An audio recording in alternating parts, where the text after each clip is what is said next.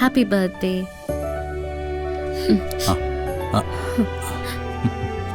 Happy birthday.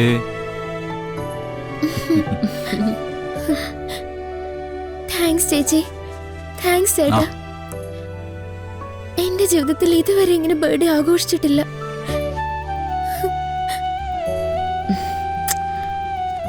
കുട്ടികൾ ഇതുപോലുള്ള ചെറിയ ചെറിയ ആഗ്രഹങ്ങൾ പറയുമ്പോഴേ അത് നിഷേധിക്കാനൊന്നും നിന്നൂടാ. എങ്ങനെയെങ്കിലും അത് നടത്തി കൊടുക്കണം. അവരൊരുപാട് വലിയ വലിയ കാര്യങ്ങളൊന്നും ചോദിച്ചില്ലല്ലോ. നമ്മളെ കൊണ്ട് പറ്റുന്ന കാര്യമില്ലേ ചോദിക്കുന്നുള്ളൂ. മേഘമോളെ, അടുത്ത തവണ മോളുടെ ബർത്ത്ഡേ നമുക്ക് ആറ്റശ്ശേരിയിലെ ചേച്ചിയുടെ വീട്ടിൽ വെച്ച് വലിയ പന്തലൊക്കെ ഇട്ട് നമുക്ക് അടിച്ചു പൊളിക്കാം. താങ്ക് യു ചേച്ചി. അതെ, ഊണ് വിളമ്പാ കേട്ടോ. അപ്പൊ നമുക്കിനി അങ്ങോട്ട് നിൽക്കാല്ലേ? കഴിച്ചു.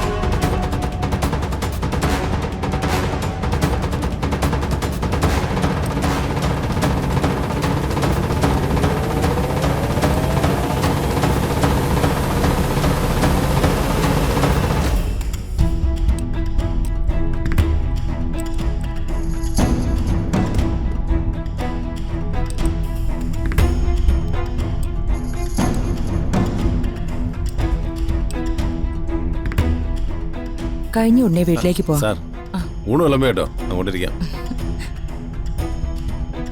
ഇഷ്ടംപോലെ സ്ഥലമുണ്ട്, ഇരിക്കാം.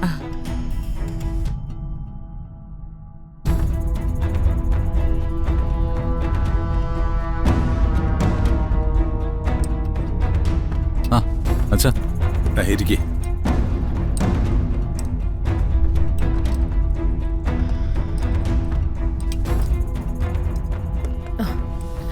സാർ, ഭക്ഷണം കഴിക്കാം. വാ. എനിക്കിപ്പോ വിശപ്പില്ല ജോൺസൺ.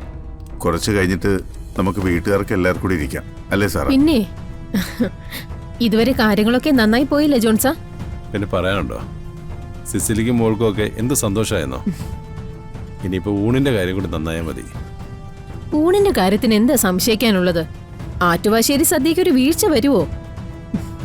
ജോൺസൺ അങ്ങോട്ട് ചെല്ല്. ശരി.